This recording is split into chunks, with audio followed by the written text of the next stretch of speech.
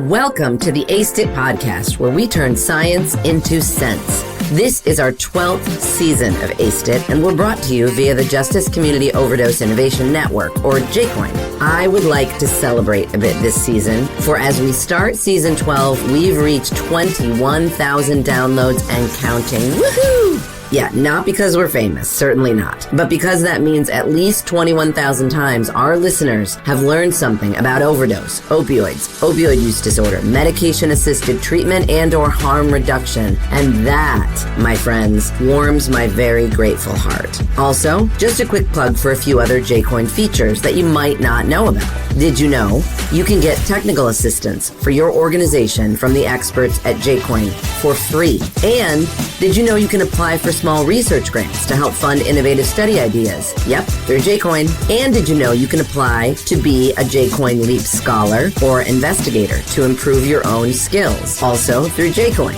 If you didn't know about these things, check out our website, jcoinctc.org, and learn about the many JCOIN offerings beyond Aced It that may help you learn and grow in ways that improve lives. With that, I'm honored that you're with us. I'm Danielle Rudes, your host, and this is Aced It. Hey, thanks for tuning in again to another episode of Aced It. This is season 12, episode 7.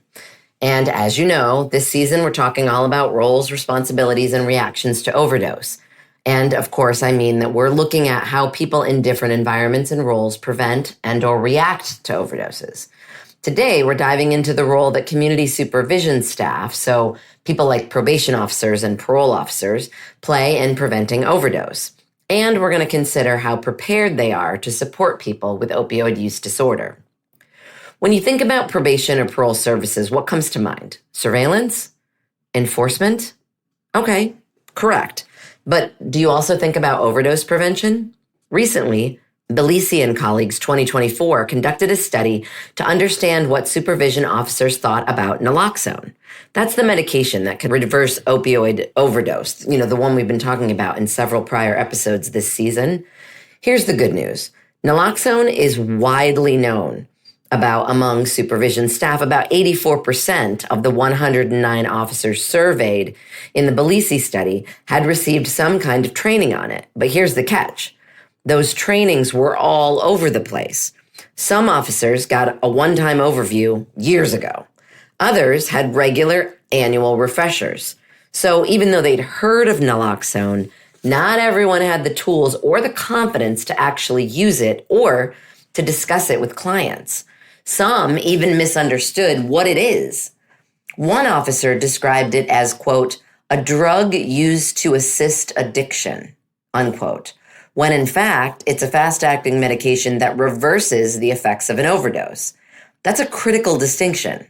And then there's the barrier to securing naloxone. Staff thought that a lack of awareness or education might prevent a client from securing naloxone, as well as accessibility challenges like cost and availability. There was also stigma surrounding naloxone, particularly because officers felt that clients might be scared that they would be charged with a violation of their supervision conditions if it was found out that they were carrying naloxone. The overwhelming majority of staff felt that possessing naloxone should not be a violation of supervision. These same findings were found in a separate study conducted by Riker and Kleacher, 2019. In this study, probation department leaders pointed out cost, stigma, and even departmental rules as major obstacles to people accessing medications like methadone, buprenorphine, and naltrexone. These authors believe that their study findings indicated a need for administrative level and staff level training, interagency collaboration, and policy changes to increase client access to opioid use disorder treatments. And let's be clear, help is desperately needed. In another study by Binswanger and colleagues 2020, researchers tracked over 140,000 people with criminal legal involvement. They looked at overdose deaths across different supervision settings, prison, jail, and the community, like probation and parole. The findings? More than half of the overdose deaths occurred in the community, and nearly a third happened while the person was on probation. That's right, people weren't just dying after release, they were dying while under supervision. And those at the highest risk were the people who had used opioids daily before their arrest.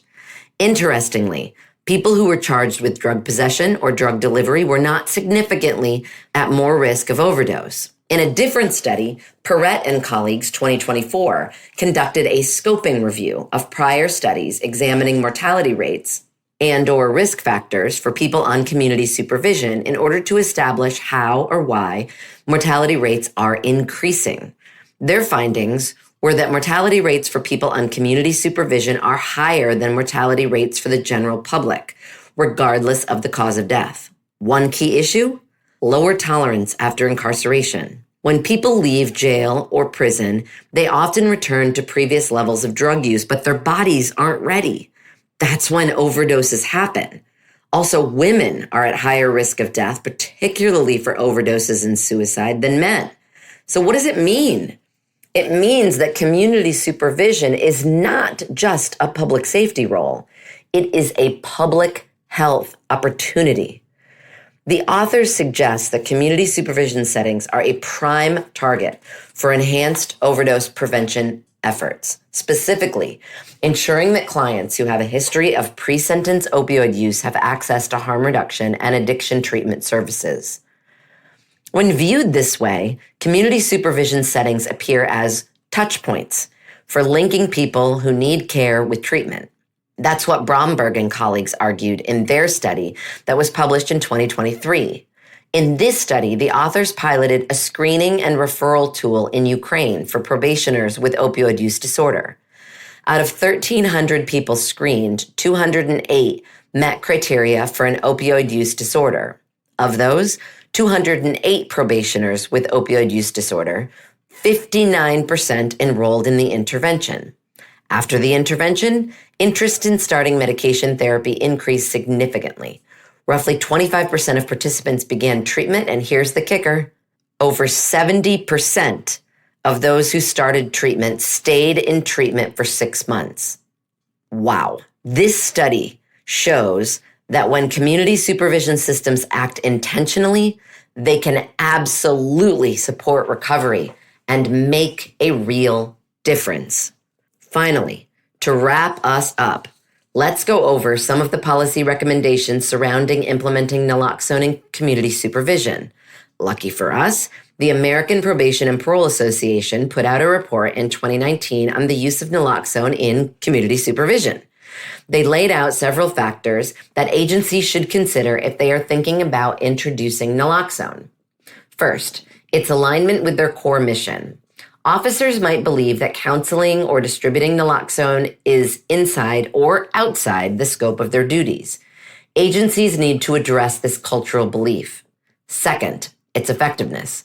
Naloxone is a highly effective overdose reversal drug. Let me just say it again. Naloxone is a highly effective overdose reversal drug with over 93% survival reported. Whoa. But it does not treat addiction and may require multiple doses depending on the opioids involved. While some critics argue it enables repeated use, proponents stress that saving a life is the first step toward recovery, highlighting the need for immediate treatment referrals post-revival despite limited resources. Third, training. Agencies implementing naloxone should ensure officers receive training on overdose response, including recognizing symptoms, administering naloxone, performing CPR, and calling for help. While training is often free and brief, agencies must plan for its impact on staffing and consult with labor unions if making it mandatory. Fourth, side effects and follow-up care. Opioid overdose is a medical emergency requiring EMS response, as naloxone can wear off quickly and may cause adverse reactions like pain, withdrawal symptoms, or seizures. Agencies should ensure officers are trained to recognize and manage these effects until medical professionals arrive. Fifth, officer safety. Because revived individuals may become disoriented or aggressive, agencies should consider safety measures, such as requiring 2 officers on the scene to protect staff administering naloxone in close proximity. 6, costs.